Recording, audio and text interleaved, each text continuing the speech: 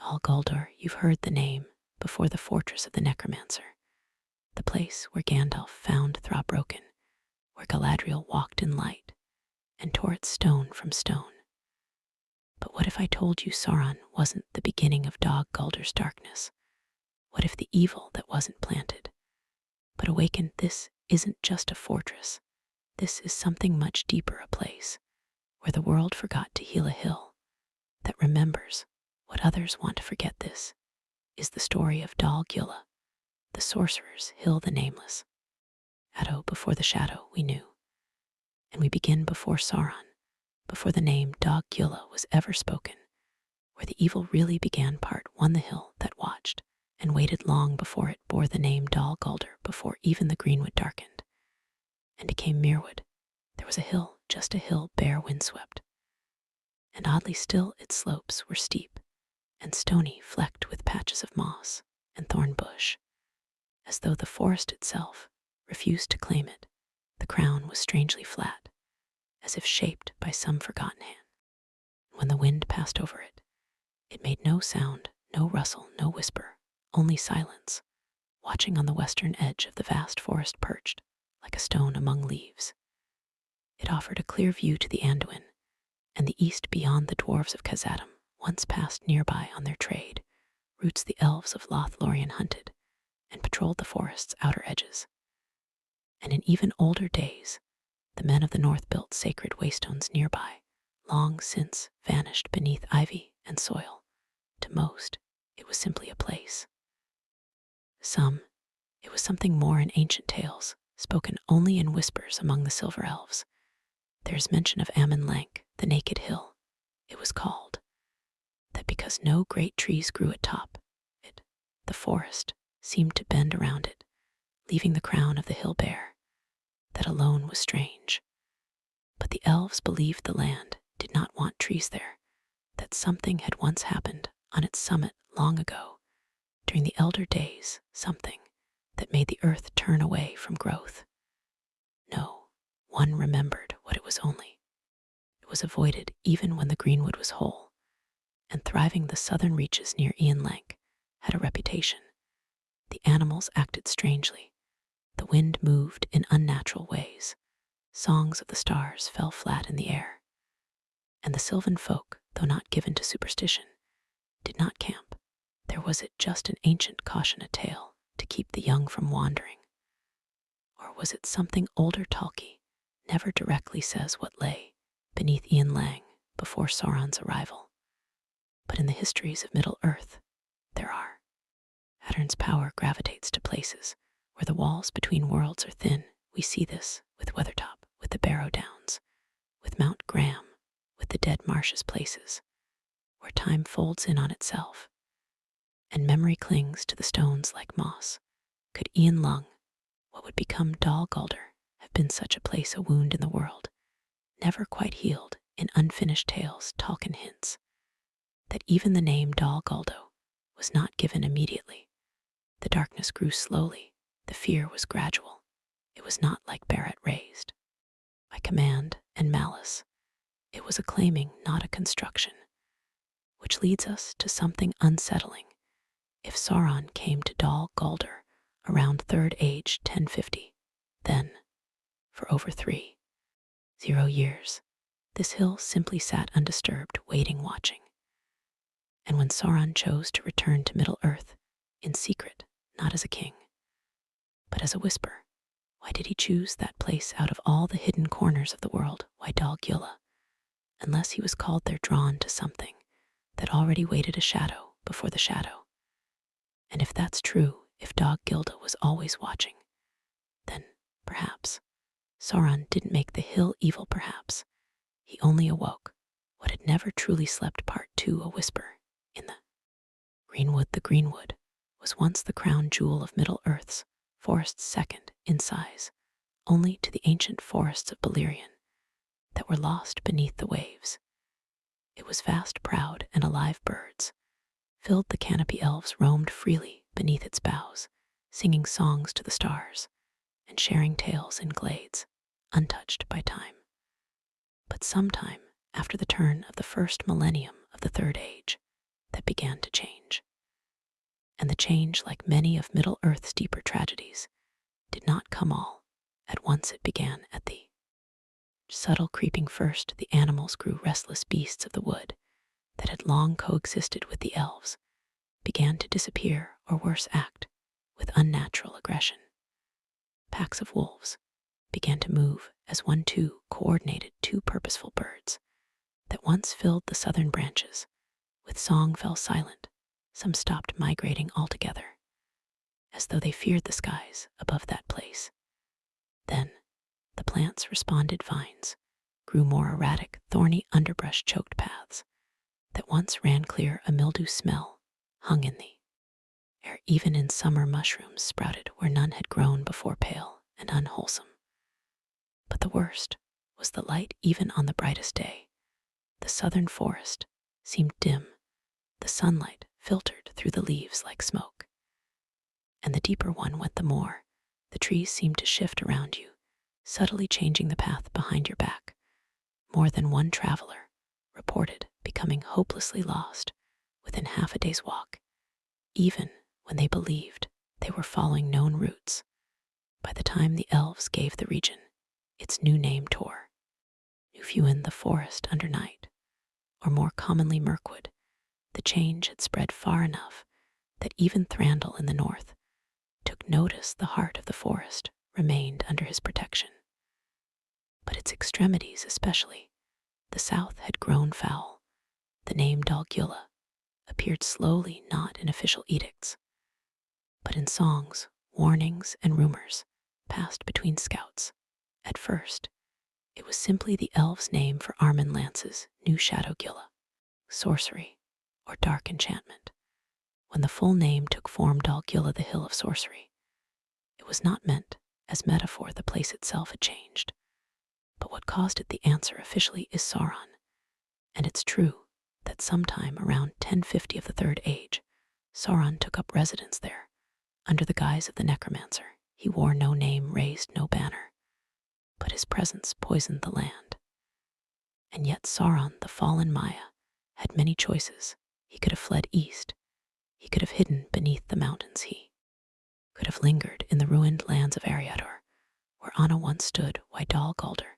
Some lawmasters have theorized that Sauron did not pick Dol Guldur at random, that he felt something in the land itself, an echo, a darkness, like his own ancient and long asleep, a memory that sang to him in the old tongue of fear. He did not build Dulo in his image. He melded with it from that hill. He watched, he reached. He extended his will into the beasts, and the roots. He learned new ways to dominate, not with fire, armies, but with fog and silence and dread. The Sauron who ruled from Barad-dûr was a tyrant, but the Sauron who whispered from Dol Guldur was a phantom, a spirit of decay. The hill did not become evil because of him. He became something new because of it, and that transformation would mark the forest, the Third Age, and the White Council forever. Part 3: The Shadow Under the Hill. By the time the necromancer's power was fully entrenched in Dol Guldur, something more than corruption had taken hold. It was transformation, not just of the hill or the fortress itself, but of the very laws of nature that governed the southern greenwood. The trees had twisted, yes, and the air thickened with dread. But now strange things were awakening. Beneath Dol Guldur, tunnels had begun to form, not carved by dwarves, nor shaped by hands of stone or steel. These tunnels were organic, crawling, damp.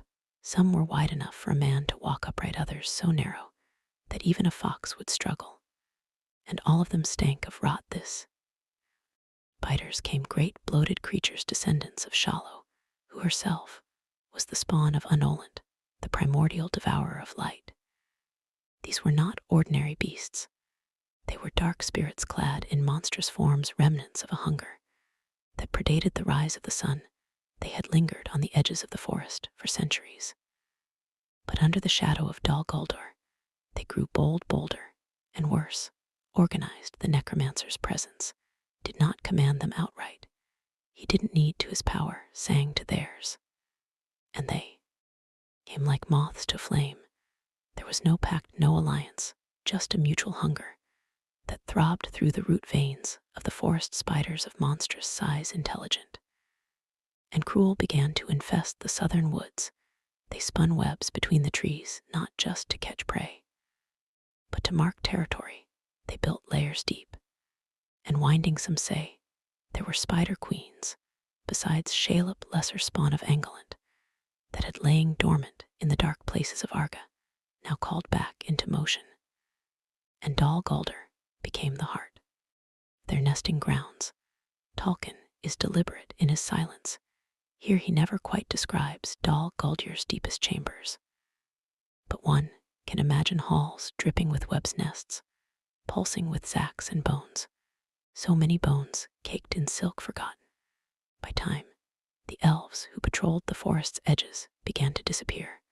Some were found days later, bodies shriveled and drained, hanging like ornaments from the trees. Others were never found at all. To fight the spiders was to fight a living nightmare. They whispered in the branches. They moved in perfect silence. And worst of all, they seemed to know where to find you. The necromancer had turned Dol Guldur not just into a fortress, but into a breeding ground of fear. The spiders were his teeth, his scouts, his natural armor, creatures of shadow that required no command, only the constant radiation of his malice to guide them. It is during this period, sometime between 1100 and 20 of the Third Age, that Dol Guldur became something alive. The fortress, the spiders, the creeping blight in the trees. It was no longer just a place where evil lived. It was a place where evil thrived. And yet, during all of this, the wise still hesitated. They debated, argued. Saruman insisted it was not Sauron, that it was merely a Nazgul or a lesser sorcerer from the east. Gandalf was not so sure, but without proof, they could not act. Meanwhile, the fortress grew more entrenched. Rumors spread among the folk. Veronian of black-cloaked figures, slipping through the woods, of strange lights near the hill, at night, of dreams that clawed their way into waking thought. Dol Guldur had become more than a hidden lair. It was a node of power, a spiritual wound pulsing with venom. And the spiders, they were its children. As long as they spun their webs, Dol Guldur remained untouched, because even the bravest warriors feared what moved in the trees. And the spiders, ever patient, feared nothing. Part for the withering of the wise, as the darkness of Dol Guldur deepened, its corruption reached far beyond the greenwood. Like smoke that seeps through every crack, it slipped into dreams, decisions, and the hearts of even the greatest minds in Middle-earth. The White Council, formed in the Third Age to combat rising evil, became increasingly aware of Dol Guldur's presence. It wasn't just Gandalf who saw the signs. Galadriel, wise and watchful, had long felt the tremble of unease growing from the south. Kedin, the shipwright, noted strange movements on the sea, as if the world itself recoiled from something unseen. Even Ever Calm began to speak of Dol Guldur in hushed tones, as though naming it gave it power. And still they waited. This is where the true danger of Dol Guldur begins to reveal itself, not as a fortress, not as a lair of beasts, but as a psychic weight. It sapped resolve, it instilled hesitation, it offered doubt to the very ones who should have acted. Saruman, the wise, was wavering. He argued again and again that Dol Guldur was no great threat. He claimed the necromancer was a lesser. Mere, perhaps, one of the blue wizards returned from the east in disgrace. Anything, anyone but Sauron. In truth, Saruman had begun his own search for the One Ring. And if Dol Guldur was indeed harboring the enemy, then time was running out for all of them. Gandalf, ever the wanderer, chose a different path. He would not wait. In 2063 of the Third Age, he entered Dol Guldur in secret, alone. He never recorded exactly what he saw, but something in that place unsettled him deeply. He returned, pale and silent, and for nearly 400 years after the necromancer seemed to vanish, Gandalf suspected a faint. Others hoped it was victory, they were wrong for in 460 of the Third Age, the shadow returned stronger than before. And this time, Dol Guldur did not merely breathe darkness, it exhaled it, the forest choked on it. The spider's doubled orcs began to creep near the edges of the Anduin fell beasts, circled the skies in the black of night. It was during this period that Thra-Ii, son of Thor and father of Thorin Oakenshield, vanished. While wandering alone on a quest to Erebor, he was captured, dragged through the webs and filth, and imprisoned in Dol Guldur. There, he was tortured, broken his ring of power. One of the 7 given to the dwarves was taken from him, his mind shattered when Gandalf once again returned to Dol Guldur in 250 of the Third Age. He found Thra still alive, but only barely. The dwarf did not even remember his name.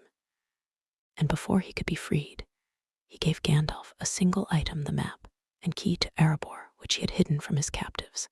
That moment changed everything, because Gandalf now knew with certainty the necromancer was Sauron. And Dol Guldur was not a hiding place. It was a forge not of weapons or armor, but of despair, deception, and delay. It was meant to draw attention, to hold the eyes of the wise, to consume their strength, while Sauron's true designs unfolded elsewhere. And it had worked even as Gandalf sounded the alarm. Saruman, now chair of the White Council, resisted action. He stalled, he dissembled, and the darkness grew bolder. Dol Guldur was no longer a question mark, it was a presence. And the wise, for all their knowledge, had waited too long. Part 5, The Siege of Shadows, by 940. One of the Third Age, the forest could no longer breathe. Southern Mirkwood had become more than dark. It was fetid thick, with rot swarming with webs, and pulsing with a dread that made even seasoned warriors weep in their sleep. The trees groaned, the rivers stilled. Dol Guldur no longer needed to grow, it had arrived. But now at last, the White Council acted. Galadriel summoned them to Lothlorien. And this time, they came to war. Elend, Gandalf, Saruman, Cian, Radagast, and Galadriel herself, the wise, gathered their strength, mustered their magic, and turned their gaze to Dol Guldur. And what followed was not a grand battle like at Pelina or the Black Gate. It was something stranger, older, a war of spirit.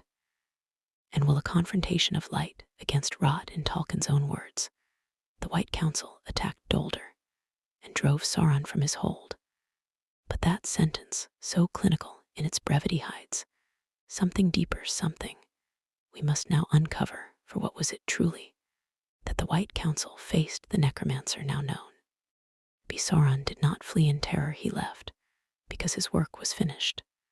Dol Guldur had bought him nearly 1,000 years to rebuild. While the wise argued, he had returned to Barad-dû. But he did not leave Doldur empty. He left traces. Gandalf once wrote that even after the assault, Dol Guldur remained a place of evil, that the shadow clung to the stone like rot to bone.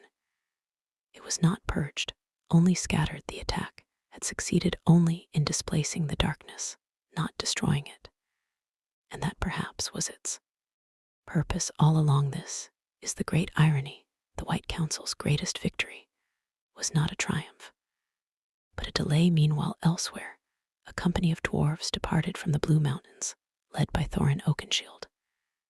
And with them walked a hobbit, small and uncertain. The journey toward Erebor was seeded by the map, and key Gandalf had received from Thra and Doldur. The threads tie back here. The Hill of Sorcery did not just birth despair, it catalyzed hope. Unknowingly, indirectly, this too is part of Tolkien's deeper message, that even in the stronghold of the enemy, the tools of salvation can be found. But Dol Guldur did not fade even after the necromancer's departure. It remained under the watch of the Nazgul, most notably Camel the Easterling second, only to the Witch King himself. The fortress remained active throughout the War of the Ring. Orcs still moved in its halls. The spiders still fed, And the shadow endured it wasn't until March 2019, after the destruction of the ring, that the final blow was struck. Galadriel, walking in glory, cast down the walls of Dol Guldur. The Lady of Light stepped into the heart of shadow and unmade its form, but not even she claimed to fully cleanse it. She destroyed what could be destroyed. But what had been awakened, that was another matter. And it is here at the foot of its fall that we must ask, what was Dol Guldur really? A fortress, a smoke screen, a fragment of Sauron's will, or something far older and far more dangerous? In the next and last part, we enter the deeper shadows, where speculation begins, and some secrets are better left buried. Part 6. The thing that watches still. So here we are. The fortress is destroyed. Sauron is cast down. The ring is gone. The world moves on, but the hill remains. Dol Guldur is quiet now, broken the towers, shattered the webs, burned the spiders, scattered the forest, breathes again, cautiously, like a patient waking from fever. And yet, even Galadriel, Lady of Light, wielder of Na, the most powerful elf in Middle-earth, did not claim it was fully cleansed. Why? Let's return to the beginning, to Ian Lank, the naked hill, the hill where no trees grew, the place the elves avoided even in Greenwood's golden days, a place of silence, of watching. What was it truly? The answer is never given in canon. But the clues Tolkien left, deliberate, careful, chilling, suggests something older, something untouched, even by the shaping of Ara in the Silmarillion. We learn of the music of the Eno, the divine symphony that shaped the world, but we also learn of discord sown by Meller. And where discord entered the music, it left wounds, weaknesses. What if Dol Guldur was one such place, a crack in the harmony, a rupture left unresolved, not created by Sauron or even Morgoth, but by the deeper disharmony in the very foundation of the world that would explain why Sauron was drawn to it, not simply for strategy, but because it resonated with his own unmaking. He was a node of undoing it. Would also explain the paralysis of the White Council, the awakening of spiders tied to the line of Angulant. The way even light dimmed on that hill, and here is the darkest thought of all. What if Dol Guldur was not a place of evil, but a place that revealed it, a mirror of sorts, reflecting the will of whoever claimed it? When Sauron came, it magnified his deception. When the spiders came, it deepened their hunger. When the White Council came, it divided them. Even when Galadriel came to destroy it, she did not linger, she tore down its stone. But she did not dwell there, not even to bless it, not even to cleanse it, because some wounds cannot be healed. There are whispers among the law masters of Rivendell of a second spirit, a shadow, without name, older than even the Balrogs, a thing never born in flame or form, a being that did not rebel with Morgoth, because it never aligned with anything at all. Could Dol Guldur be its resting place, or worse, its Iemon Lank, the naked hill, always watching, always waiting? In Tolkien's world, evil is rarely simple. It's not just monsters and battles, it's slow creeping, it's the temptation. Wait when you should act, the fear of truth, the desire to control that which cannot be controlled. And in that sense, Dol Guldur is not just a ruin. It is a lesson, a monument to delay, a fortress of forgotten warnings. And now, in the Fourth Age, it stands overgrown, yes, empty perhaps, but never silent, because some places remember, and some shadows cast long after their makers are gone. Thank you for listening. If you've stayed with me through this whole journey, you now know Dol Guldur for what it truly is, a mystery that was never meant to be solved, only watched.